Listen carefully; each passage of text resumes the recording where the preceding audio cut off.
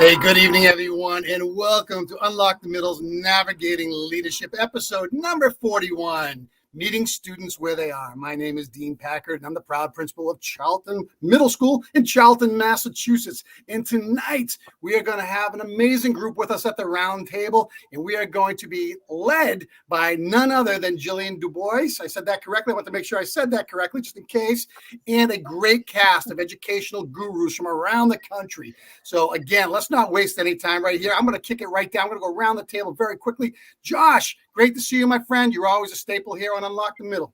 Hey, thanks, Dean. Welcome. I hope everyone's been enjoying their Sunday here in Texas. Greetings to everybody. We're about to go back after our 2-week intercession, ready to hit the ground running, because it's very important that we don't allow our kids to fall behind. And most importantly, many times we're the reason why they go to school.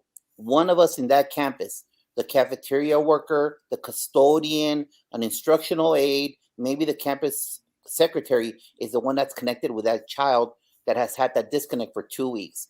And we're so crucial and vital, especially during this time. But you know what?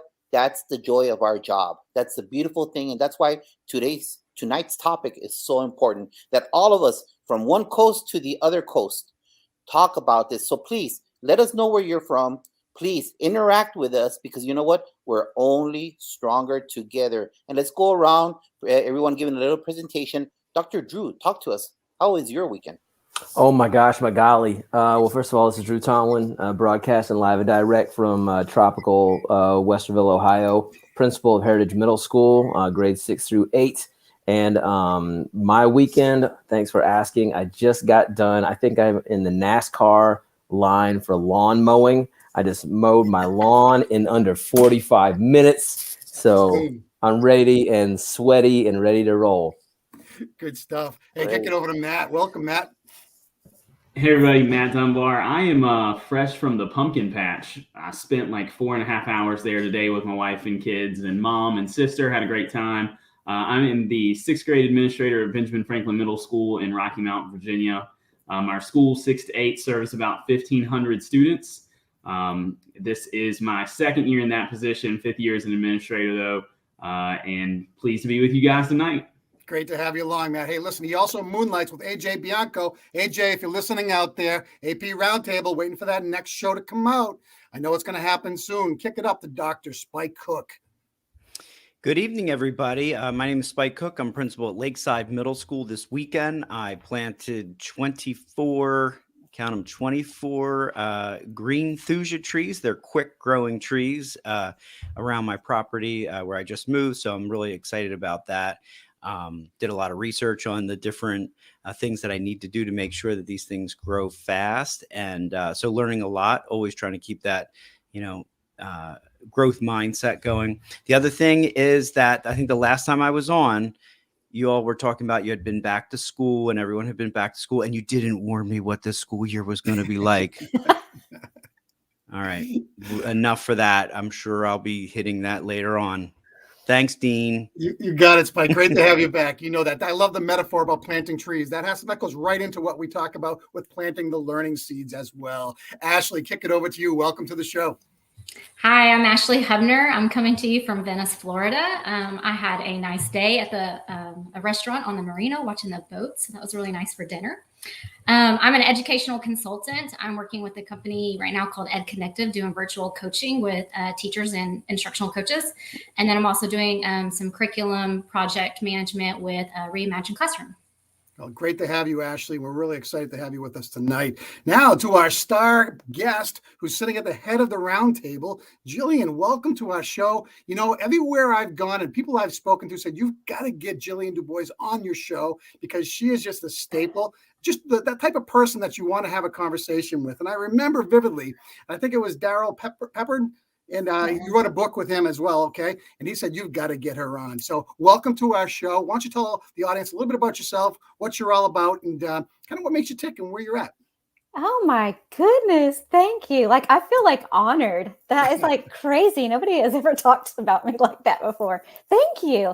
So I'm Jillian and I am a 2nd grade educator. I've been in education for over 20 years and I love it. I love every minute of it. I say that, it's I'm on a middle school little show right here, but second graders are disguised as middle schoolers in smaller packages. So I mean, they think the same way. It's just the way it is. And I tell you what, I also work for an ed tech company in Cincinnati, Ohio, called Forward Edge, and I am an author and an illustrator and a publisher. So yeah, just lots of things. I just say I'm kind of an ordinary person that gets to do extraordinary things with extraordinary people. So I love your enthusiasm. And I'm going to correct you on something. This isn't just a middle level show. This is an educational platform for anything and everything great. So again, we welcome you. We welcome anybody who's in education who can say things and knows things that can help us become better together. So again, let's jump right into this. If we could, I'm going to kick it right back to you, Jillian, because we're talking about meeting students where they are. And how important is that for all of us? Because we're back in school right now. A lot of us, I think, Josh, you're almost coming to the end of the first term or the first trimester or whatever you have going there. We're at the right middle part. And you know what? Kids are getting it done, but it's not getting done without a struggle. Because I don't care what anybody says, that recalibration of a child back into the structure of school hasn't been easy. You know, and with TikTok and other social media things out there, devious licks, having those kids do things that are just kind of derailing the structure, man, it's hard. But I'll tell you what, none of us are going to give up. So Jillian, kicking it back over to you. Well, we just finished our first quarter on Thursday. And, it's so funny because everybody on social media is like, oh my gosh, this year is so hard. Oh my gosh, it's such a struggle. And it's just not coming together like I thought it would. But y'all, everything has just changed. I mean, we have to realize that it is not going to be the same. It's never going to be the same. And we have to learn how to unlock that. So we have to look at what is their potential. We have to look at what are their capabilities, what are their abilities, and we have to meet them where they are. So we have to start looking at things differently. And, what does it require? Some pretty big radical commitment from us, because if we're not the ones that are kind of like guiding that and leading that for them, they haven't seen a normal year in 2 years. So we've got to really pick up the pace, and we do have to kind of stand up and get it started for them. I'm glad you said that, because I've had more conversations with teachers to say it's okay. It's going to take 180 days to reprogram and get kids back to where they are. And I mean that, because every child's at a different place. Let's kick it over to Spike. In your school, what are you seeing where you're really trying to meet the kids where they are? And how is it different from pre-COVID time periods? It's completely different. And I understand what Jillian's saying. Unfortunately, I feel like those who are in our state departments of education and things like that really do want things to go right back to normal. We started these Start Strong assessments that are standardized assessments, and just finished those this week. And considering everything that's going on, we really this is a paradigm shift. But I wish we were able to really embrace it and continue with the 21st century learning that we've been picking up over the course of the last 3 years.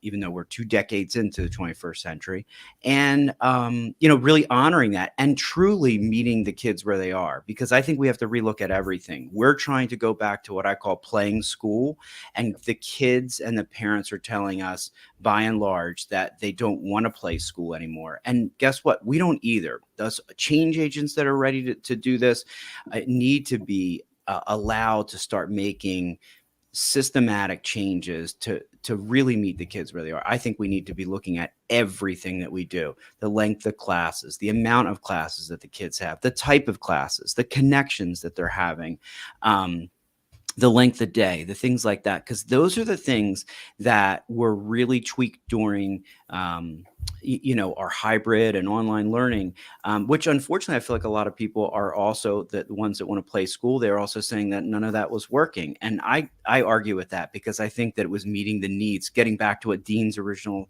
statement was, what are you doing to meet the needs? So honestly, we're having a lot of conversations, because you have stressed out teachers, and I think as our role, just to get, just kind of sum up my part, our role as education leaders are to listen to what everyone's saying and make those changes that we can. But I'm ready to go a little bit deeper, but we need to do this together. I love that you say it together, because I'll tell you what, the system's been in place for so long. And what better time is it than to reimagine school than coming out of COVID? Honestly, now is the time to really look at the tools that we've had, that we've been able to enhance and utilize, and now try to put them to good use. Drew, let's talk to you about what's happening down there. Talk about the pushback. Talk about where kids are at now in your school and what you're doing. Yeah, well, I can say that, I mean, very similar to what Spike said. Our kids have been, have struggled with the transition back, and we're not just talking about, the normal transition for 5th grade to 6th grade coming in, like that's always a challenge. But we've seen that, our 7th and 8th graders have also struggled with just the normal cadence of the school day and the normal cadence of the school year. We, like Spike said, and others have said, like the community wants, to use like a music analogy, like everyone wants the tempo to be the same that it always has been. Yeah. Everyone wants the structure of the school day to be the same, but that's a challenge. And so right now, we are meeting our kids where they are in some respects. We're having those small unstructured check-ins and conversations and just, that kind of stuff that isn't in the manual, but you just know to do.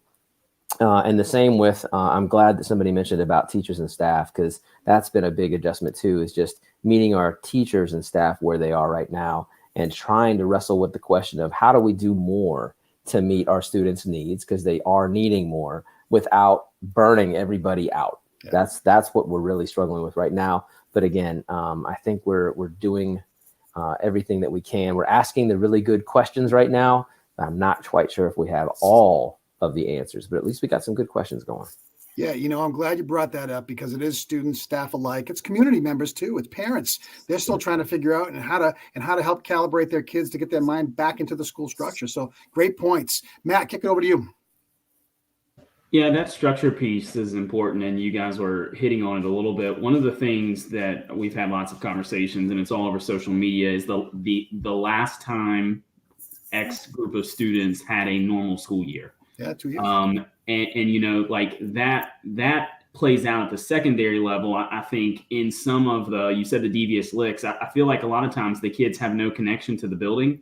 And because they don't necessarily have a connection to the building, that's why we're seeing some of these destructive behaviors. So in knowing that, and thankfully 6th grade, it's been very mild as far as that's concerned. But in knowing that, Drew mentioned this, but the questions that we're asking, getting with the kids, small groups, individually, making sure that we're diving in that way, trying to, I guess, get a sense of why don't they feel connected to the building? Is it because the last time they had a normal school year was 5th grade and they weren't in our building yet? So we've just been kind of moving them along throughout this process.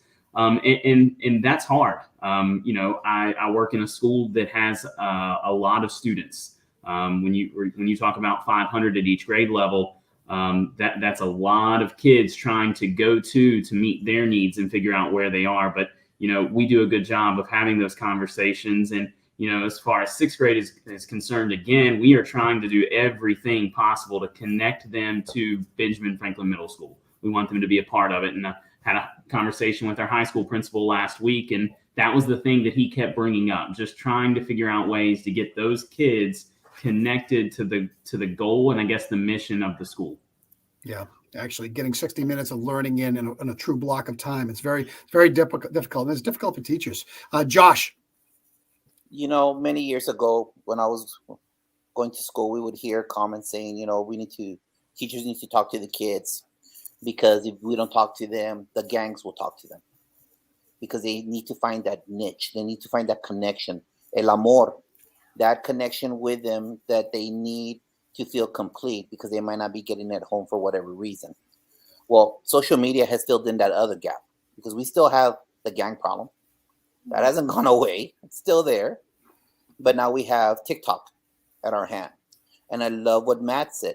What are we doing for people that sit in our chairs, in the leadership chair, to rally our kids as jaguars, to rally them as bears, to rally them as falcons, to rally them together as bulldogs, whatever it might be?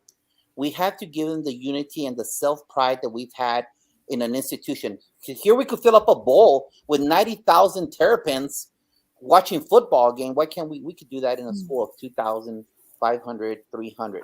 But that takes an effort. And it goes back to what Drew said. It has to take the effort of people that are in the leadership position Yep. to bring the whole family, the coaches together, that they promote that vision for what the campus is. Because success will breed success, and whatever it is, whether it be academic or school pride, it's all of us that takes them to be part of the team.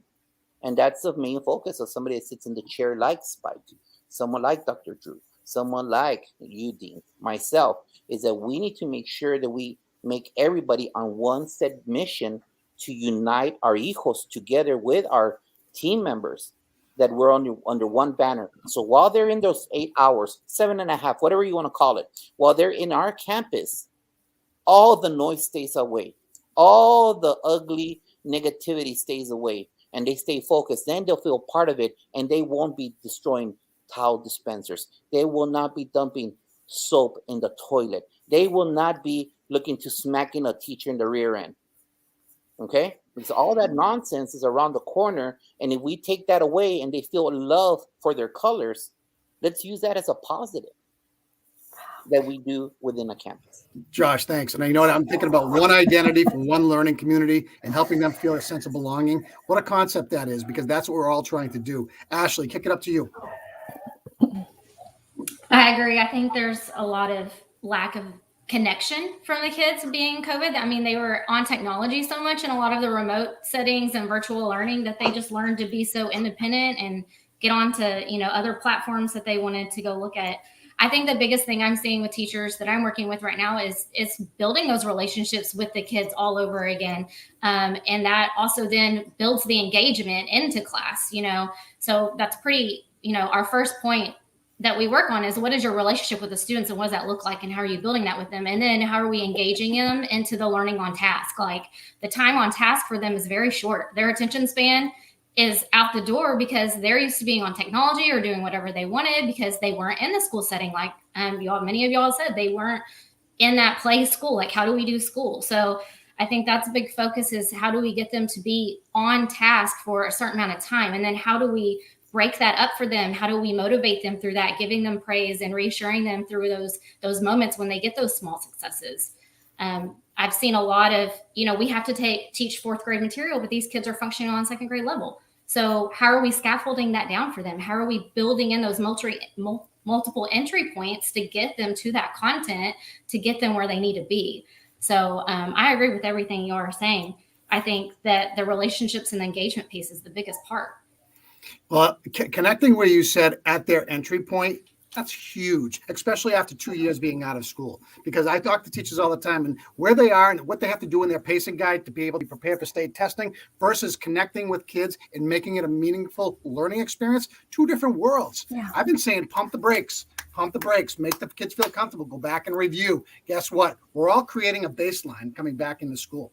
And if we do that, kids are going to be met with more success, feel more comfortable about being in school and learning, and actually have fewer discipline problems because they feel comfortable. And I think that is so important. Back to you, Jillian. Let's talk about this on board syndrome. How do we bust that? What does that mean to you? Well, it's like, I think we hear it from all the kids, and they're coming in now and they are like, they don't know what to expect. They don't know what to expect from us. They don't know how we're going to be treating them. They're not knowing how they're being treated by their peers. It's just like such a uncomfortable position for them right now. So I think that the I'm bored syndrome, I think is kind of their cop out. It's kind of their way of kind of handling things and being able to use that as an excuse. Especially, my kids too. They're second grade, but they're always like, I'm bored. I don't get it. What are we doing? What are we doing now? So we have to just make sure that we've got a consistent groove for them. But I heard a quote and it says, the cure for boredom is curiosity. There is no cure for curiosity. So my thing is keep these kids curious. Allow them to ask questions, allow them to question you. We do, like Ashley was saying, we have to get to know them. We have to know what they're coming in that door every morning, talking about entry points, daily entry points. Are they coming in upset? Are they coming in hungry? Are they coming in frustrated? Are they coming in angry? So we have to read the room before we even start our day with a whole lot of kids. So it's a challenge, yes, but that boredom, busting that I'm bored syndrome, we've got to endure their curiosity. We need to hype that up. We need to amp that up, because if they're going to be curious about something, they're going to be invested. They're going to be engaged. So we ask whys all the time. Why not let them ask the whys? Jillian, I'm going to just take that one step further. How do you give your staff or teachers in general permission to change what they think they have to do in order to recreate the learning process? One of the biggest challenges we all face, because they're all pushed. So I'm going to throw it back to you before we kick it around the table as being an educator. Yeah. And I think that, we have to realize too, that we only have, we have a green zone too. We expect these kids to be on 7 or 8 hours. We as adults we can only handle about 3 hours of the green zone. So I call the green zone, I think it was a Carrie Newhoff podcast, a day. That's all we can handle, right? So we have to maximize our time with them. We have to take that pressure off ourselves to try and fill in all of these gaps, and just really pick up by what I was saying, reading the room, knowing where these kids are, meeting them where they are, because we're not going to be able to cover every single thing that they've missed. And we have to let our staff know that too, and our faculty and our teachers and everybody. But if we all can work together and pull that together and have that same mentality, I think it will make us a lot more successful. Spike, kicking it over to you.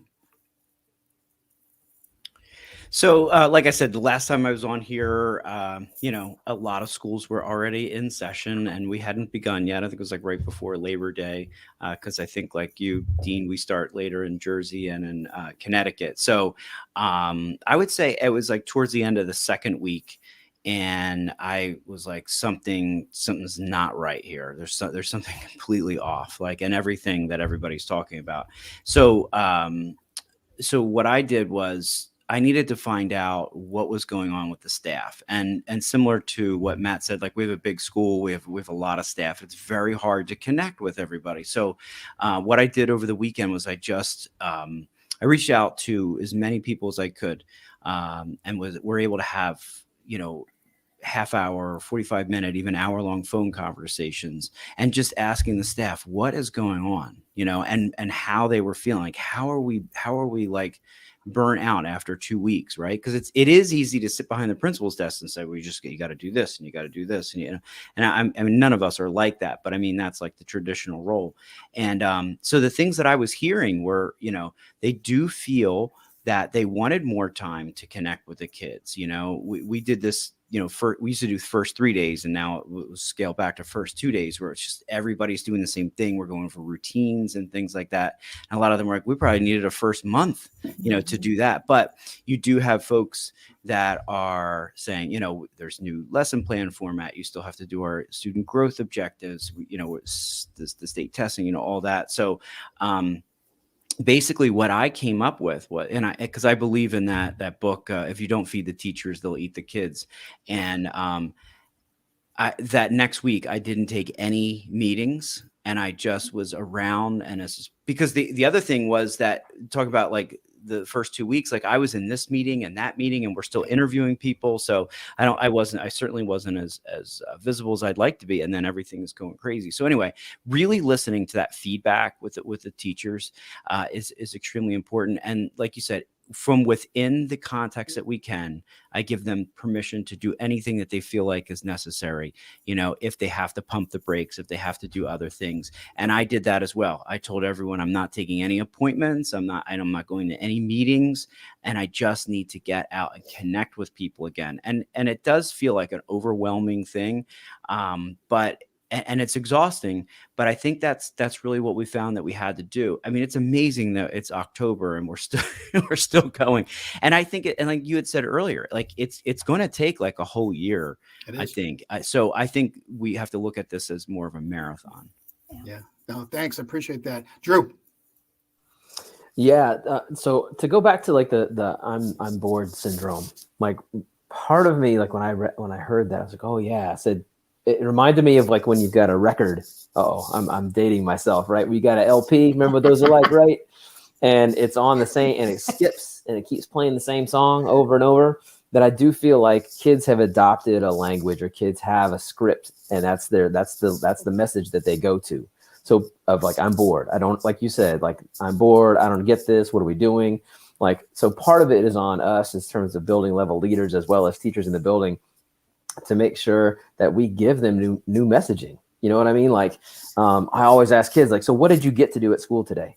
Not what you have to do at school. What did you get to do at school today? Just asking that. And even like one of my favorite things to do, and I stole this from somewhere, is like, even if I have a kid in my office for a disciplinary conversation, my final question is, hey, what's your favorite class? Like, what's your favorite thing to do here at school? You know, like, so that way they leave the office thinking, oh, I'm going to reset myself to get ready for my next, class or whatever. And then like, I think too, like just engaging strategies, no matter what the content is.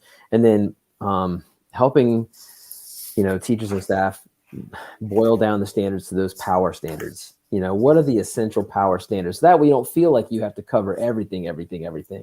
And then I would say like Spike, you had said, getting out into classes, like, and not for evaluation purposes or anything like that, but goodness gracious, like I always just take notes in with me, just little notes, and I'll just sit in there for like 5 minutes and I'll say, thanks so much for letting me be in your classroom today. I really enjoyed being a part of it. And, of course, write something specific so it doesn't just sound like some hallmark moment, and then stick it on the computer and get out, But then I'm also very aware of like being aware of toxic positivity, as they say. It can't all be sunshine and rainbows. It's acknowledging the hard stuff.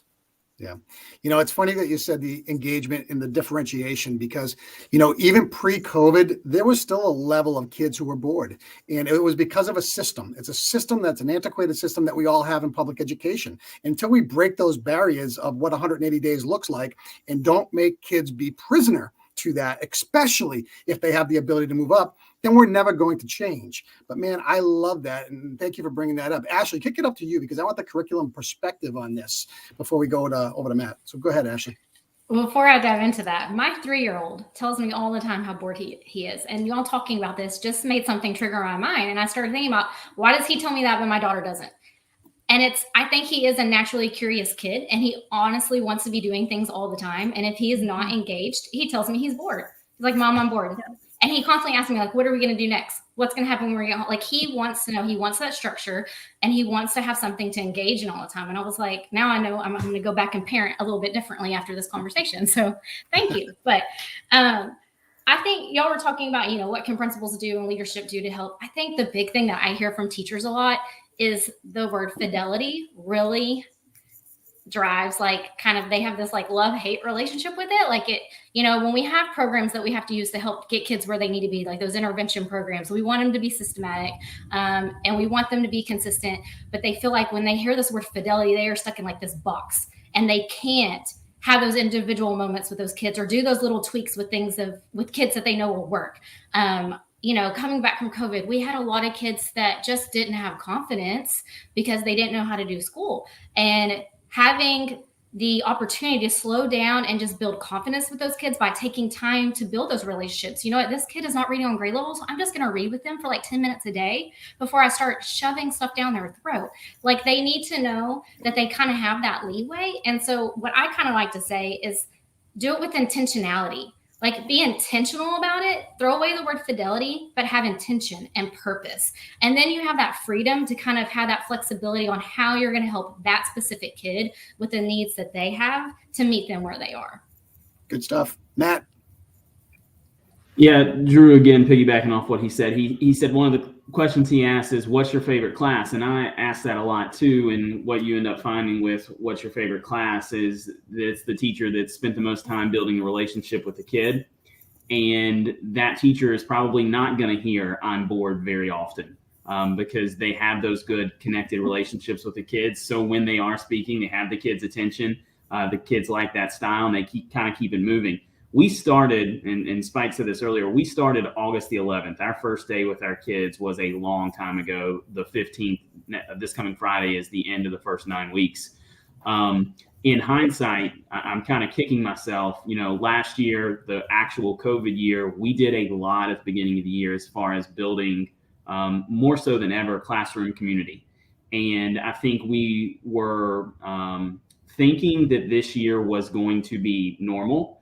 And in doing so, we just started right out of the gate typically how we normally would. And I think the issue with that is when you're not spending that time intentionally, that a word from earlier, building the community within the classroom, building the community within the school campus, then the kids are not going to be connected. They're going to have no reason to engage with the material.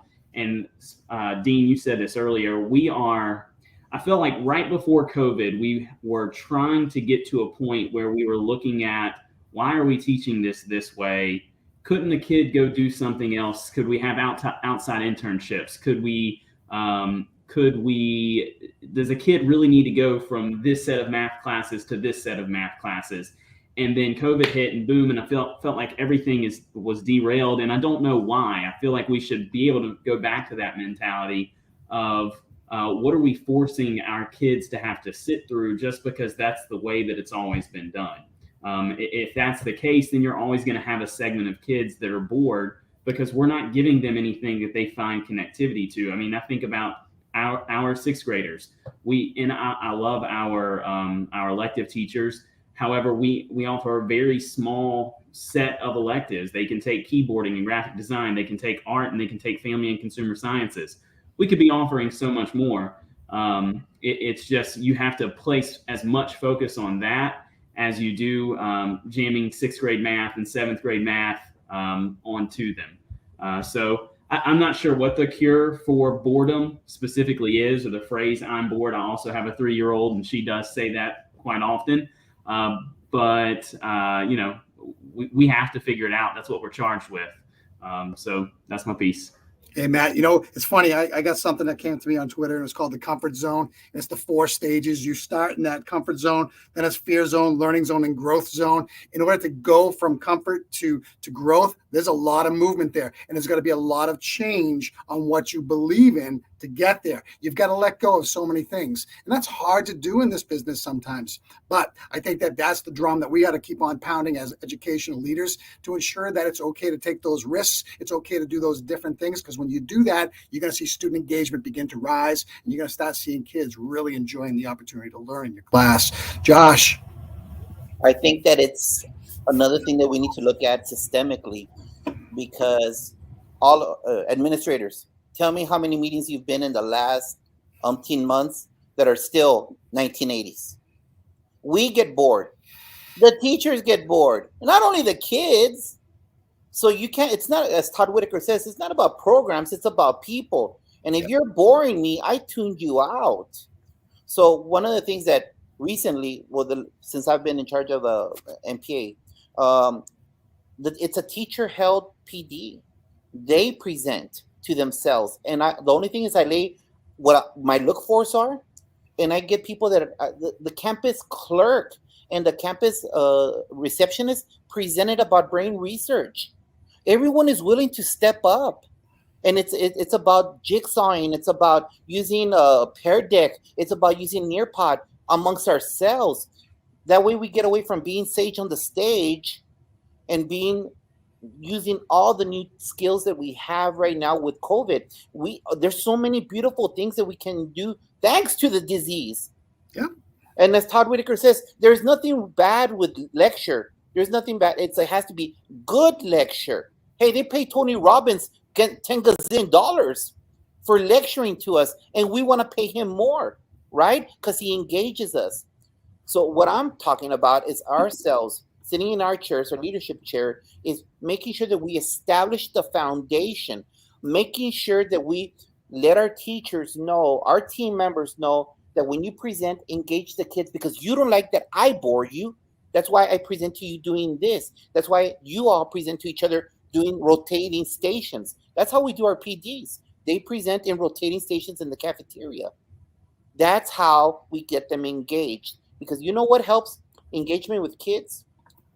Tier 1 bell-to-bell instruction. You know what stops discipline? Tier 1 bell-to-bell instruction. You know what ends the cell phone situation in your classroom? Tier 1 bell-to-bell instruction. The second that we allow a little gap of nonsense, or we go back to being the sage on the stage, our kids will go putting their hoodies on, hiding the earbuds behind their neck, sitting on the sideway, texting at the very bottom, because we're doing what? We're doing what a lot of our our leaders do to us. They bore us by blah, blah, blah, blah. So this is a perfect time. And you know what? I'm not scared of saying that because I say that at meetings. You're telling me to engage. Everyone should engage. But here you just spend 2 hours talking to me when the majority of this could have been an email. It starts from the top. It starts from the top. So people sitting in our chair, we need to role model. We need to present using engaging. Let the team members present using engaging structures, and that just will go through the body of the campus. You know, I look at my team leaders or my leadership council and I call them innovators. You're my innovation team. And if we can't look at our product and be innovative with that product and change, then we're doing more of the same. And more of the same won't cut it during these time periods. It just won't. You know, in Ed Camp, we saw Principal Caffelli throw that down there. I love Ed Camps. And I think Ed Camps are great for teachers because those teachers can go out and pre-program and do things they want to do. And their colleagues will join in. I've been a recipient of a couple of them. And they're so much fun. And again, you leave with what you need to get out of that. I appreciate you putting that out there, Principal Caffelli. Let's talk a little bit about strengths-based learning. What does that mean, Jillian? Well, to me, it really starts with me. So it's starting with me, kind of scaling down that instructional time because I can talk forever and my kids know that I can, and they check out after a certain period of time. So about 6 years ago, I started with a sand timer, and I use that sand timer. I have them all different times, but I use the 10-minute sand timer, and I would just say, all right, here's our lesson today, and turn it over. And those kids have a visual, and I know they could do it on the computer screen or whatever, but the visual of just a sand timer, having my kids know that I'm only going to talk for 10 minutes. I'm going to guide you and direct you for 10 minutes. And then I'm going to give you a charge, that I'm going to give you something to do. I'm going to give you something that you are capable to do and that you're able to do. And, you know, give them those opportunities to unlock their potential and give them the ideas and spark a movement. And just let them, you know, I do give very specific things to do, and I do it in different grids, right? Depending on where they are with my lower level learners and my higher level learners. But it's a wonderful thing when you can just let them go, use what they can do to keep building and growing. And it works. So one might argue that that's a difficult task to do for one teacher with 20 kids in a room with multiple needs, so multiple entry points to understanding. So what I would say, and how would you, again, it goes back to that question, how do you allow for that teacher to take those risks to find, I mean, obviously you've got best practices, you've got horizontal planning. If you have a district of more than one school, there are a lot of ways that you can actually bring in best practices and help a teacher get there, but it's not easy by any stretch of the imagination, because meeting everyone's needs in a very diverse group of learners is hard work. It's hard work because we teach to the center. So I'm glad you said that. I mean, I'm really interested to hear, you know, Spike, I'm going to kick it over to you for a second. What do you say to your teachers about how to reach them all and you looking at strengths-based learning as a mode of learning? Yeah, I mean, there's so many different things out there that we have at our disposal, right? So, you know, when you look at everything from, you know, using Google Classroom or whatever, you know, sort of online platform, you know, learning management system that you're using, you give the ability to get your information out and get it back in a very timely way. You can analyze the data, you can look at the data. I also think there's so many different things that you can do with your, you know, so your opening couple minutes and your closing few minutes to connect with kids in a different way. Similar to what everyone has said, like when they're in our offices talking, having, you know, teachers, instead of doing a, you know, something that relates to their curriculum, you could easily do, you know, integrate something like an SEL, like try to get an idea of how kids are feeling or things like that very quickly. I think the mass breaks have been a great way to have to give kids space. You know, so if you're in an 80-minute class and you've done some warm up where you're trying to get them, you know, connected to you, and, you know, whether or not you're using, you know, a quick Google form or quick write or something like that, or just a discussion, connecting with the kids that way, you're going over your content, you're taking them out for 10 minutes to get some fresh air. I mean, think about that. You could practice some mindfulness. we're fortunate at our school where we have like different, sensory walks they can do, mindfulness spaces on the campus, and then get them back in and then close them up, and ask them, hey, how do we do? Did we do it? Like just connecting with them that way, and utilizing the technology along the way. You're differentiating instruction, all those sort of, corny cliche things that everyone's asking us to do. Some of them really do have some merit, right? So to me, you can do it. Sounds easier, said than done.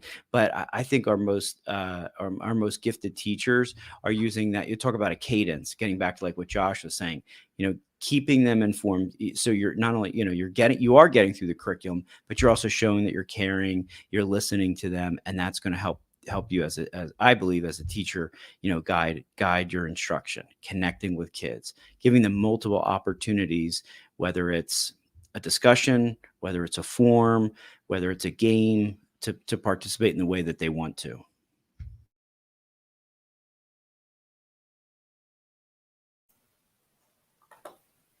Is this me? I can't hear what you guys are saying. So you can hear me? All right. Yes, my mic was off. I apologize. My dogs are barking. I thought suddenly it was true. I having thought the same thing because you guys were doing this. And I was like, did they catch anything? Probably not. I'm like, oh, that's great. So you heard me too? I heard you. I heard you. Oh, all right. But then all of a sudden I couldn't hear anybody. Yeah, I couldn't hear. I thought it was just you and I, Drew. Okay, hey, over to you. No, Drew. I thought it was like the Marcel Marceau podcast all of a sudden. So, and again, I was also saying my internet was kind of a little janky for a quick second. So I think we're talking about differentiation with students and how to different entry points. So a couple different things. One is kind of goes back to that message of meeting students where they are at an individual level. But then I also hear us talking about how to have almost a galvanizing branding and messaging. So students understand like, hey, we got you. You're an individual. We value you. You've got voice in this. To go back, you've got ownership in the building, but you're also a part of our community here at school. And that's where like we've done a deliberate and intentional effort to brand and message our school. What does it mean to be Husky strong? And what does it mean, to do that? And not in a cliche way. Obviously, 6th and 7th graders and 8th graders, they're all kind of, I don't know, they get kind of jaded about that kind of stuff, but you try to be genuine about it. So I think that's part of it too, is, treating them as individuals. Almost, I also want to use the term like multimodal, right? Like teaching from a multimodal perspective, like Josh was saying, you can't be the sage on the stage. You've got to present information in different ways, different entry points, I think, as Ashley said too. So branding, messaging, community, and multimodal teaching. Boom. That's an inside the park home run right there. You hit them all, baby. Touch every base. Ashley, kick it up to you from a curriculum standpoint once again. So talking about strengths-based learning, I really, I keep thinking meaningful PLCs and teacher planning. And I know we talked about, we don't want to put more meetings on teachers, but if they really have a good cohesive team, then they can tackle this together, work through it. I feel like it starts with pre-assessments, like knowing what your kids know to begin with when you go in, and then building rubrics off of where you want them to be. This is what they can do. This is what they can almost do. This is where I need them to get. So what am I going to do to get them from this point to that point? There's a lot of resources out there. I think having access to resources that help teachers so they're not spending all of their time doing it is very helpful. One of the ones that comes to my mind is the literacy continuum. It literally has like every reading level possible for a kid and says, these are the things that they should be able to do on this reading level. And these are the things they need to know for the next reading level. And it tells you what to do. So it's like an easy resource to pick up and say, okay, I have all these kids who are reading in a 6th grade level and I need them on 7th grade. And what are the things that they're not getting that I can go in and teach with them one-on-one or in a small group real quick and help them get to that point. So I think about the math progression charts that NCTM puts out and other programs like Imagine Learning and iReady, and they have those progression charts that show you these are the progressions of math. And this is like from one step to the next step. So how do I get them there? Like that's going to drive the teachers' small group instruction, the one-on-one conferences to help fill those gaps in a quick amount of time. Let's see what else. So the multimodal that Drew mentioned, like I was thinking about that. They need a variety of access of learning. Like they need that project-based learning. They need that technology application.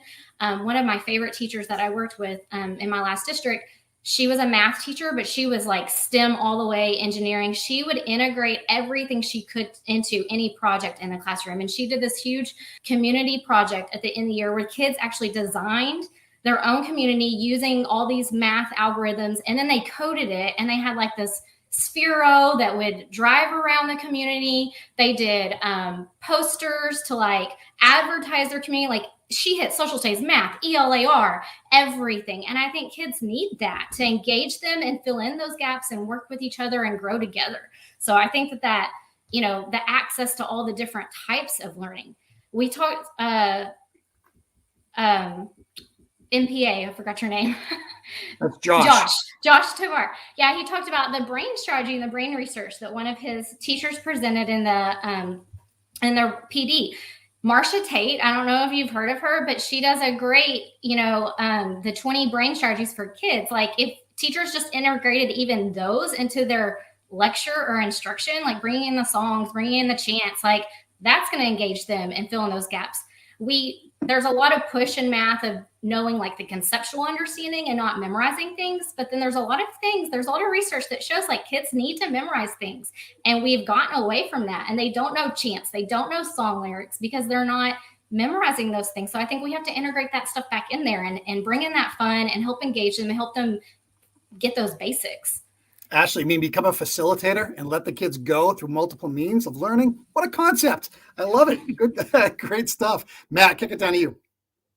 So just a fair warning, I just heard my 3-year-old scream my name from behind me somewhere. So if she blasts into this, I apologize. But when I was thinking about strength-based learning, I feel like we struggle with that because, Dean, you had said this, we do teach to the middle. And because of that, one of the things that I try to do is I try to have conversations at the very beginning of the year intentionally and then throughout the year about having it being important for students to find growth being the goal. And, you know, we have pacing guides, and yes, we're supposed to follow the pacing guides, but it cannot possibly be the driving factor in everything that we're doing. We want them to know this, but they're not all starting at the same spot. And we know that. And for them to get to the point we need them to be, we have to go back. I was having a conversation with a math teacher the other day, and she said one of the reasons that she is finding success this year is she feels like she is constantly going back. Well, in 5th grade, you learned X, Y, or Z. And this is the vocabulary you learned in 5th grade. So now this is what we're going to use in 6th grade. And this is how we work this moving forward. But someone else talked about PLCs. One thing that we've had success with so far this year, we worked really hard over the summer to make sure that our core content teams had common planning time. They worked incredibly well during the COVID year last year, pooling resources and trying to figure out what would work best. So we said, hey, you know what, to really continue that going forward, let's have science. All 6 science teachers have planning at the same time, all 6 math, English and social studies. And that's been huge. And then one thing for me in the classroom, and still something that I'm trying to do right now, is just leverage technology as much as possible. Somebody mentioned Pear Deck earlier. We've been having conversations recently about how you can switch from teacher paced to student paced. And that is going to be super helpful in allowing the kids to, yes, we practice this all together. And no, I might not be as strong as the person sitting right beside me, but I'm going to be able to attack this on my own. And then we all can come back together at the end, figure out whatever misconceptions we had. And that way people aren't feeling like they're put out because they're not going at the same pace as everybody else. But, you know, I think you have to be focused on growth as the goal. Absolutely agree, 100%. Now, listen, I feel like Jim Cramer right now because I'm going to go into lightning round because we're coming up on 50 minutes. And I'm going to stop this. I'm going to throw it back to Jillian for 1 second, but then it's going right down to Josh. The last thing we're going to talk about tonight in your best 30-second rendition. Love them, celebrate them. What are we going to do, and what does that look like? Jillian? To me, I mean, that's what they want. Everybody wants to love and be loved, celebrate and be celebrated. And, you know, we have to stop being so serious. I love to tell stories. I tell real stories. I tell authentic stories. I try and relate with my kids as much as I can. I try and be real. I'm wrong. I let them know when I'm wrong. I want them to catch me being wrong. I just want them to know that I love them. I want them to know that I celebrate every effort that they're making. And I think when they know that, when they believe that there is that trust there and that respect, that it is reciprocated. Josh, you got 30 seconds, brother. Brand it. Celebrate, always promote it, make sure that it's out there, continue your patterns of behavior as a campus, as a leadership team, show them that it's not a one and done situation. It's about patterns of behavior, loving them, caring about them, because you know what? Kids don't care how much you know until they know how much you care. Yes, sir. Matt, you're up. Way more than 30 seconds. I was trying to play a song. So one of my favorite things to do, we have positive parties on almost every single Friday, and our kids get positive referrals. We call it earning your wings, and because we are the Eagles. And without fail, sixth grade, I love one of the things that they will do that seventh and eighth grade will not do is humor you, and I make them dance with me. And I've got 3 lovely songs blended together. The last one is "Fly Like an Eagle." And I make them bob their heads, and they get into that, and then they start moving their hands. And the last thing they do, and it's the best part, we fly our way on out of there. So the kids enjoy that. I read what the teacher wrote about them and all the great things that they did. We send a letter home to their parents thanking them for their hard work in that. And no matter how hard it gets, my secretary, who's just the most incredible person on the earth, will look at me on a hard day and say, "We need to have a positive party." Into the main lobby we go. So that's how we celebrate those kids. Check that box. I absolutely love it. Drew. All right. First of all, I'd say access to recognition for every student daily in our school, weekly in our house program. We have our monthly Husky Strong Awards where anybody can get a reward. And goodness gracious, like you already said, it's not about the programs, it's about the people. So get out there and be authentic. And just remember what you were like as a young adolescent, because that's what it's all about. Love it. Spike. I love the fact you said lightning round. That's the name of our blog. So I'll talk about how we, you got to tell your school story, because if you don't, who will? And no matter what you're doing, so from the micro into the classroom to the school to the district, you've got to get that positive information out there. You got to get, you got to be transparent, but you got to get that positive information out there, because there's so many other things that are, out there just not positive in education. We have to change that, and it's all at your fingertips. It doesn't even cost anything. Take a picture, write about your school, celebrate your teachers. We call that noise. And we talked about resiliency in my school last week. I put out my video on that. Let it bounce off you. It doesn't matter. Small stuff. Ashley. I just think that your classroom culture has to breed that team. I think, like Matt said, with the song and the wings and all that stuff, like we had chants after, like someone would share, we would do like firecracker claps or whatever, like just having all those different structures in your room all the time, all day long, that y'all celebrate each other all together. But then also, like, I went through a training about filling the bucket. I'm sure y'all probably heard that. And just getting to know your kids individually and how do they like to be praised. Because some kids want it out loud in front of everybody. Some of them just want you to write them a note. Some of them want you to call their parents. So how do you celebrate their success and make it fill their bucket individually for them? And so I just think that any way that we can celebrate students all day, every day is the best thing that we can do. Hey, you guys have filled my bucket tonight. There's no doubt about it. There's some great things going around the table. Jillian, I'm going to give you the last word. I'm going to step away before we close out. What do you have to say? I just want to say that, y'all, it's messy and it's hard. And not all teachers and all administrators and all leadership are passionate like this. So I think it is, up to us, as many of us as we can, to really just rally behind the team and work to make everybody stronger, because yes, stronger together, better together, but it is not easy. But we can't give up. We cannot give up. It's not easy. And I'll tell you, every Sunday night we walk away saying, man, we've learned something new. We've connected with somebody else around the country who's dealing with the exact same thing that we're dealing with. And when that slogan, better together, that is so important for all of us. We're not creating this on our own. We're reinventing and we're shaping and molding our own schools to be the best that they can be all the time. Hey, listen, we're running out of time. It's 55 minutes of great talk tonight. So listen, on behalf of Josh, Matt, Drew, Spike, Ashley, and Jillian, thank you so much for joining us tonight. I'd ask you guys all to stay on if you could for a moment. But again, stay tuned. Next week, we're coming back. Evan Robb will be with us in the house next week for a great show on his new book. Can't wait. But for tonight, thank you so much, guys, for joining us. We had a great time. Be well. Retweet this out because I think it's important to get this message out to everybody. Listen, have a great week. Make a difference. Be strong.